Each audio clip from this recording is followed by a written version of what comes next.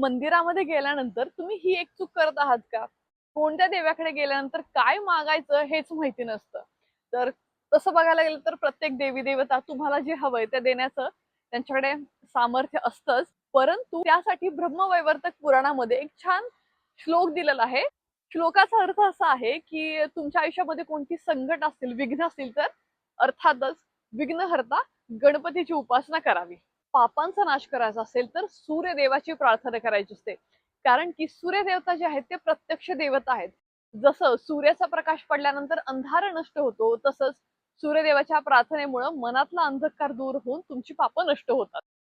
आत्मशुद्धी करायची असेल तर अग्निदेवतेची प्रार्थना करायची असते. कारण अग्नितत्वामध्ये कोणतीही वस्तू गेली तर ती शुद्ध होऊन बाहेर येत असते. मोक्ष प्राप्तीसाठी भगवान विष्णूंची प्रार्थना करायची असते. कारण की विष्णू तत्व जे आहे ते ह्या जगाचं पालन पोषण करत असतं. त्यामुळे त्यांच्याकडे तुम्ही मुक्ती मागू शकता. दक्षिणामूर्ती शिव जे आहेत ते गुरु स्वरूपामध्ये आहेत. त्यामुळे तुम्ही त्यांच्याकडे ज्ञान मागू शकता. तुम्हाला बुद्धी आणि विवेक पाहिजे असेल तर शिवा म्हणजेच दुर्गा देवीची उपासना फायदेशीर ठरते.